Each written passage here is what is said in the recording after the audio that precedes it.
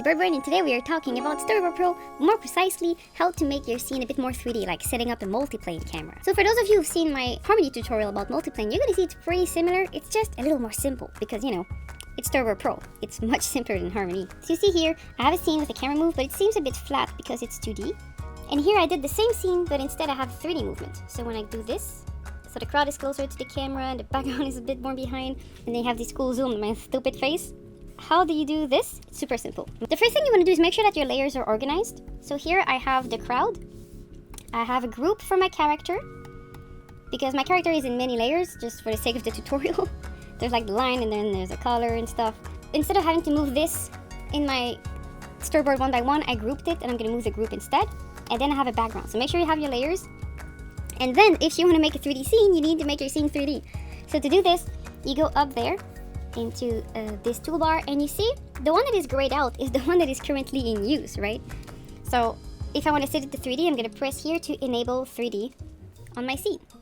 If you don't know how to handle 3D in Storyboard Pro, I recommend watching my tutorial on the subject. I'm going to link in it to the description, so make sure to check it out. It's going to help you out. Here I'm just showing you how to make your multiplane, okay? Now my scene is 3D. How do I know this? I know this because if I go into my stage view now, I can actually move around. To move around, you can just press spacebar, click and drag to move around. But if you want to like tilt, you have to press on shift and control, and you click and drag to tilt around. And if you want to rotate, just like in the camera view, you can press on Control Alt. If you want to reset it, you can use these buttons here to reset rotation and reset view, but I prefer to use Shift M or Shift X. Now that my scene is 3D, I need to actually move my layers. So to move my layers, I'm going to go to my top view. And at the moment, they're kind of all at the same distance. So if I tilt my camera a little bit, you're going to see they're all together. What I want to do is I want to have my crowd in front and my background in the back. Super easy. I'm going to take my layer here and I'm going to go into my toolbar and find maintain size. I'm going to click on it and then it's going to give you a blue arrow. This, you can use it to move it. And you're going to see in my stage view, the drawing gets really smaller and bigger as I move it. This is because if I show you in the camera view, it actually doesn't change size. It's just because by making the drawing smaller closer to the camera, then it doesn't look like it's getting closer into the camera view. It's like a mask thing. If you do this in other software, like After or like Premiere, usually you have to do the calculation yourself to kind of scale the layer, but here, Sasha does it for you. Pretty great, right? So now if I add a little camera movement just to show you the 3D going on, you're gonna see that my crowd is actually closer to the camera than the character, you see? But the background is still too close to my character, so I'm gonna go change that.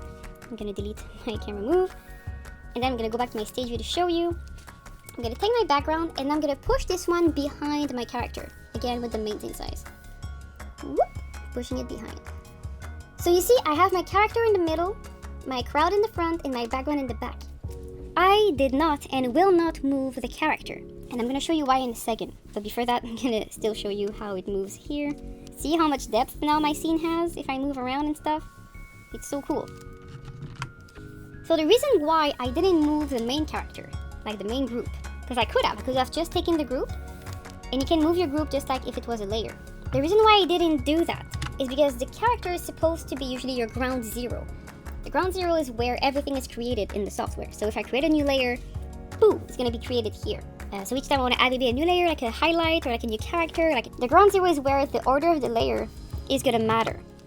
Okay, so if I go in my camera view and I draw something, at the moment it's in front of my character because it's in front.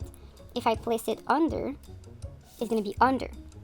However, even if this layer was in the front, if I take this one and I move it in front of my scribble, then it's going to be hard to know where things are, and this is where you get into a Z-depth madness, and it's bad.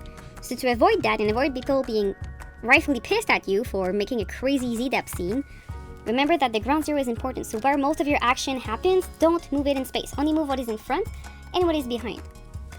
And this is also great if you have like a camera movement to keep things in ground zero, because then you know where the zero is when you create new layers and stuff. This is especially important if your production or yourself wants to go into export to Harmony and you want to export the original scene instead of a rendered animatic. Because if you fuck up your Z-depth into Storyboard Pro, it's gonna be even worse in harmony. For everybody else's sake down the line, don't mess up your Z-depth at the storyboard stage. Try to be clean and efficient and respect the ground zero, and people are gonna love you for it, okay? And then that's it. So once you have your things moved in front and behind using the maintain size, that's it. Then you can do your camera move and it's gonna be just fine. Just remember that the maintain size is according to where you are at the moment. So if you then use maintain size once your camera move is done and something, it can be a bit messy. So I always recommend to kind of plan your multiplane before you do your camera move. And then if you want to adjust it from where you're at the beginning. So this is like my first frame where everything was together before the Fire Nation attacked.